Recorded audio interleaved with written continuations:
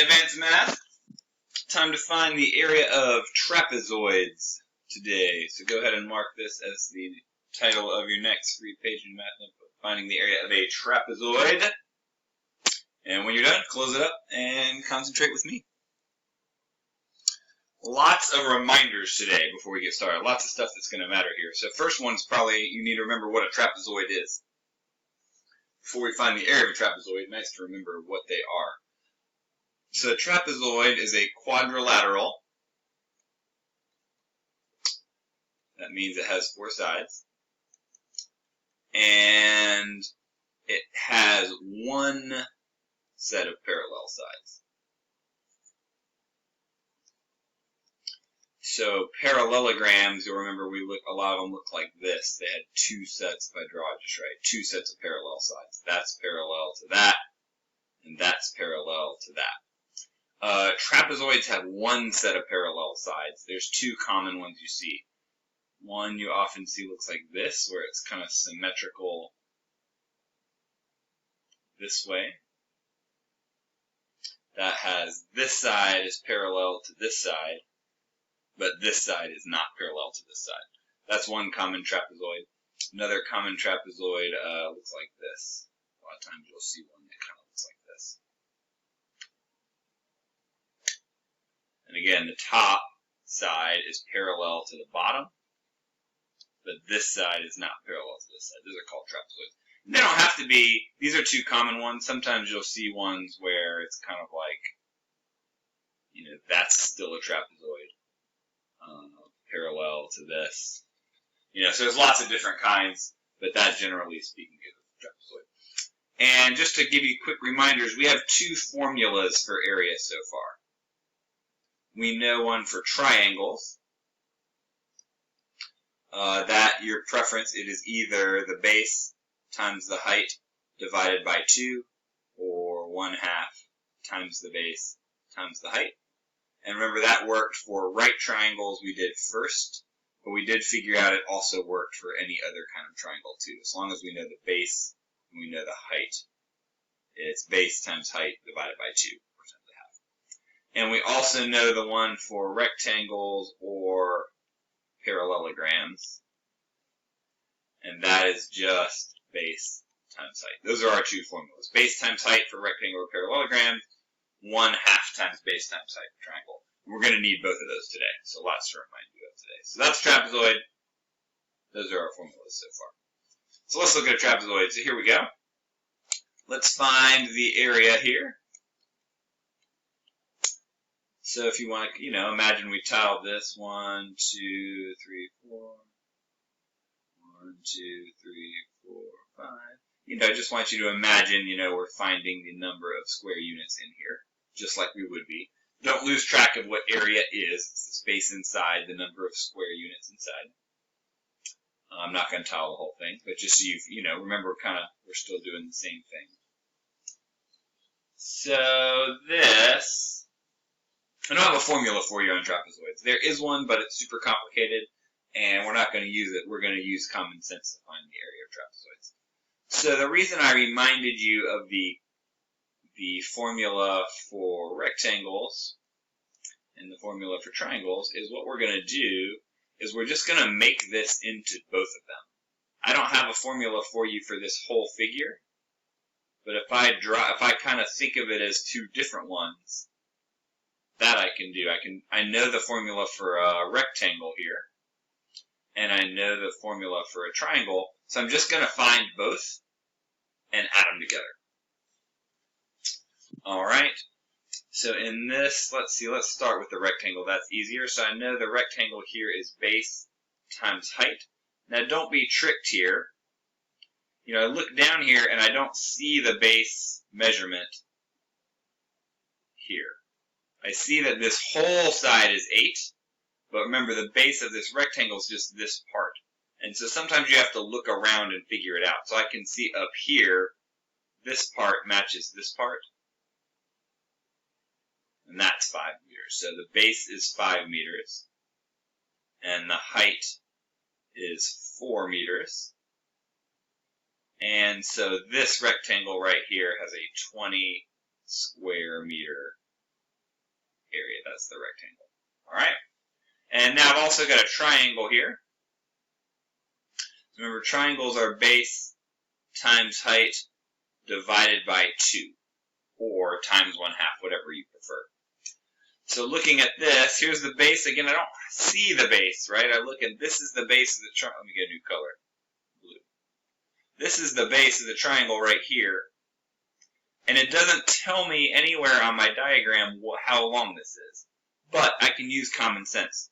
I can look and say, well, if this whole thing is 8, and this part of it in red that I used is 5, then that means this part is 3. So I'm going to look and say that's 5, that's 3, and that's where that 8 comes from. So my base here is 3. My height, remember height has to be measured straight up in the triangle. So my height is here.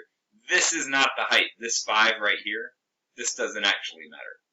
That's just an extra thing I don't need. The height is from here to here, and that I can look across and see that that's 4. So my base is 3, my height is 4. The 5 doesn't really matter in this. And then I'm going to divide that by 2. So 3 times 4 is 12, divided by 2 is 6 square meters. So this triangle has a 6 square meter area. And so I've got 20 from this, and I've got 6 from this, and so my total area is 26 square meters. So this is really more of a common sense thing than anything. There's no new formulas, there's no new anything here. I'm just going to take this figure and I'm going to split it into rectangles and triangles because those I know how to do. Okay? Open your notebook, let's do one together. So as you do, a little vocab for you. This is a special trapezoid called a right trapezoid. Any trapezoid that has a right angle in it, usually has 2 right angles in it, is called a right trapezoid. We're going to do a different one on the we do. We're going to do this one here. This kind, where it's symmetrical, kind of like this. It's got exactly the same on both sides. This matches this. Those are called isosceles trapezoids. And the way I remember that is if you imagine we kept making it into a triangle, you'd make an isosceles triangle from an isosceles trapezoid. That's not really the point here, just, nice vocab to teach you.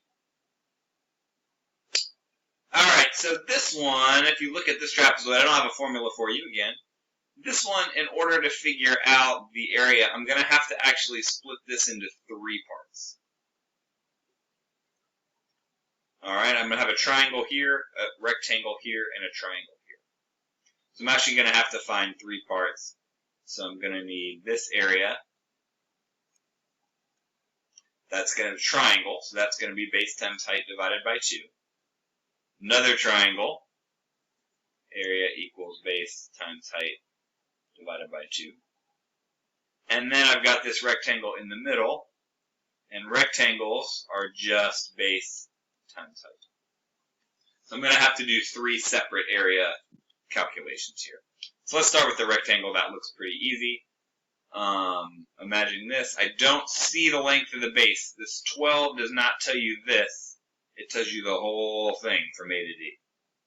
So I have to kind of look up here to see, well, this part of it must be the same as this. So my base is 6 meters.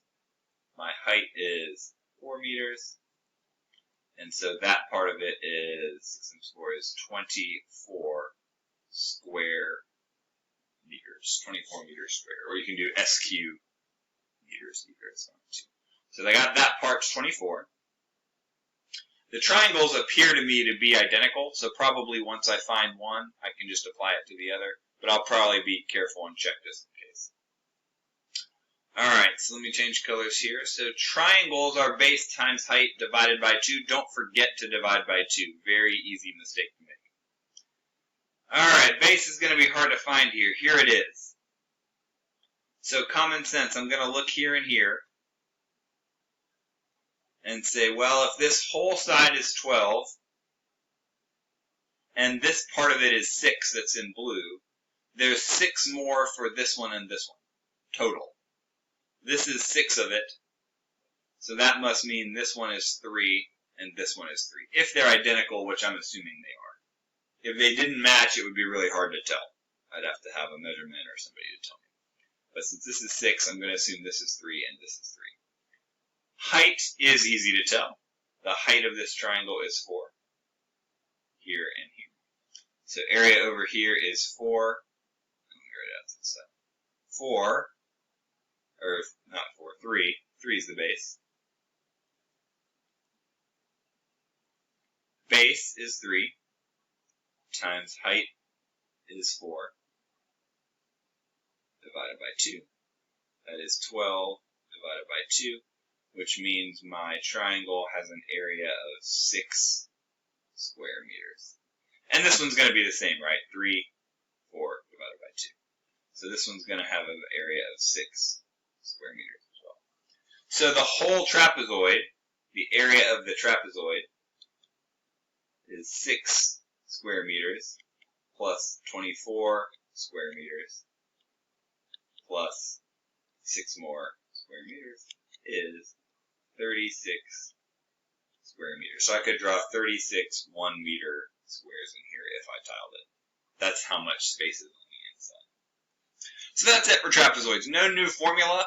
You just decompose them into rectangles and triangles and find each of those parts and add them together. That's how trapezoids work. There is a formula. It's very complicated, and you'll learn that, I don't even know, 7th grade, 8th grade, something like that, maybe even high school. So for now, we're just going to decompose any trapezoid you see, be it an isosceles trapezoid or a right trapezoid. You can always split it into a rectangle and 1 triangle, or a rectangle and 2 triangles. If you need to watch these again, please do. But if you feel like you got this and you wrote this down, you're all set, and I'll see you tomorrow.